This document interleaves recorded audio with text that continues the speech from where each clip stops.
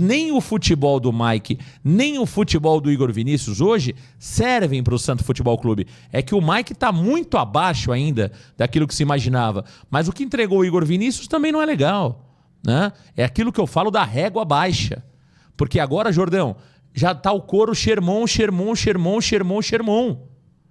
que, na minha opinião, evidencia, Jordão, que foi um erro contratar 2 laterais direitos. Eu não acho que o Sherman é espetacular, mas eu sempre disse, eu não acho que o Sherman é ruim como se pintava. No Santos, existe a necessidade, muitas vezes, de se arrebentar com o jogador, de se acabar com o jogador. Fizeram isso com o Sherman. Agora, quem que é o bola da vez? É o Escobar. O Escobar virou vilão da internet agora. Eu não sei de onde que vem essa corrente. O Escobar tem suas limitações? Tem suas limitações. Mas de um jogo pra cá, o Escobar virou o maior vilão da internet santista, Jordão. Ninguém mais quer o Escobar. Porra, mas até 10 dias atrás, nós aqui dizíamos que o Escobar era um jogador interessante, que o jogador Escobar tinha suas limitações do meio pra frente, isso é verdade. Nós demos 0 pro Escobar no último jogo, mas ele não serve mais, Jordão.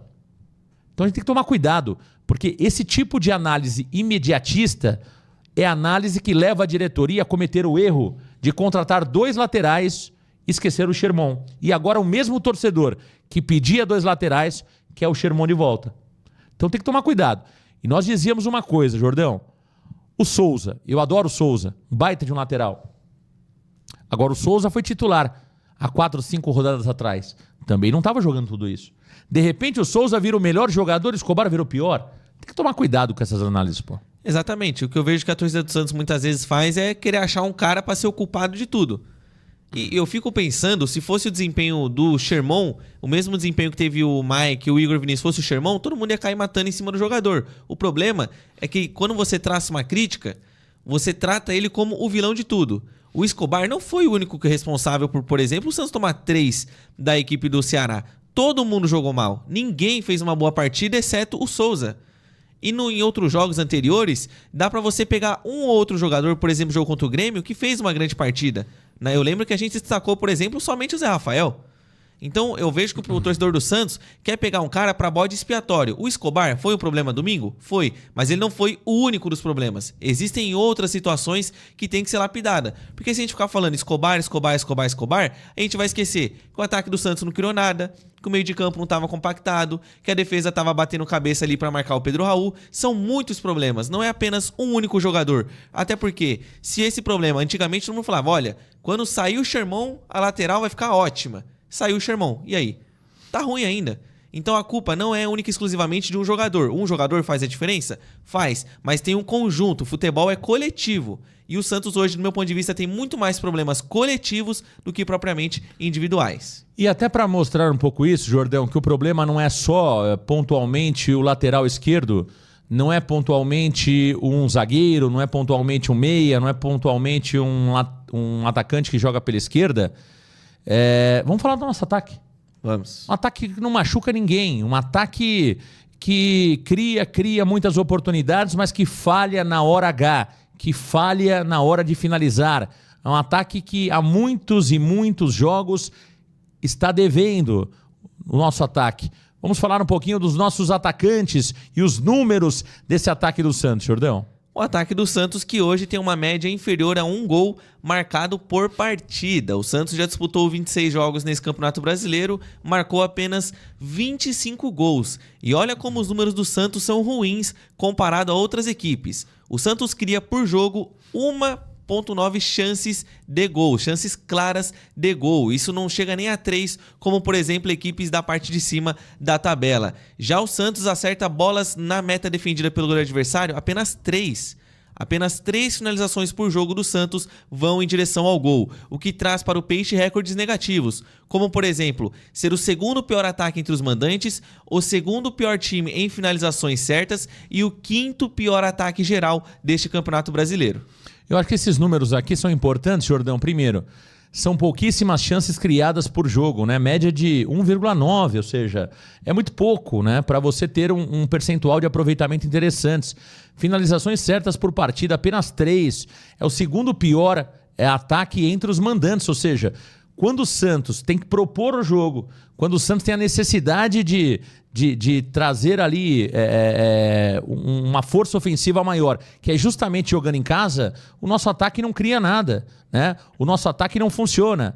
Segundo pior em finalizações certas, ou seja, erra muito alvo. Um time que finaliza pouco e quando finaliza, finaliza mal. É o 5º pior ataque do campeonato. Portanto, Jordão, é um time que não machuca ninguém ofensivamente.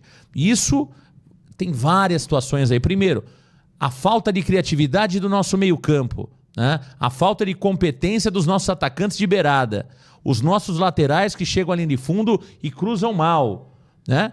E também a falta de eficiência do nosso atacante, centroavante do nosso 9. Seja ele Lautaro, Tiquinho, já foi o David Washington, o Luca Meirelles, enfim. Há muito tempo o Santos não tem um matador de jogadas. O Santos mata jogadas, é diferente, né? Mata jogada de canela, mata jogada mal. Mas o Santos não tem um finalizador, o Santos não tem um brocador, né? Um cara que faz gol de qualquer jeito. Não tem.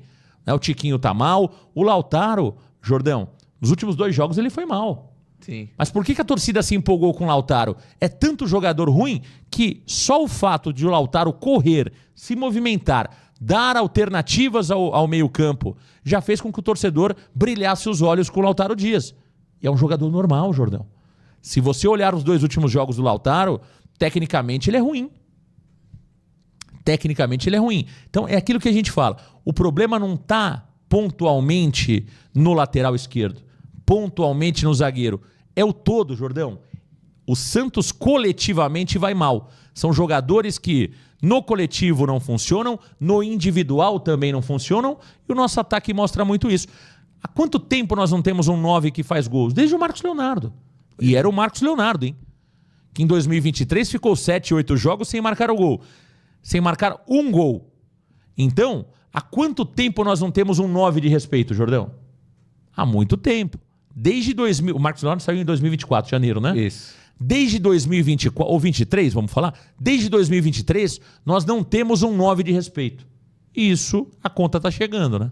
Tá chegando. E o Santos também, um outro problema, além do ataque ser ruim, o Santos não produz jogada ensaiada, não tem uma bola parada eficiente, porque a gente vê muitas vezes um time ganhando por 1-0, em que a bola é cruzada com qualidade na área. Nós mostramos isso ontem, como que o Santos é ruim nos cruzamentos, e o time faz o gol. O Palmeiras vira o jogo contra o São Paulo justamente numa bola cruzada dentro da área. Só que o Santos nem isso consegue.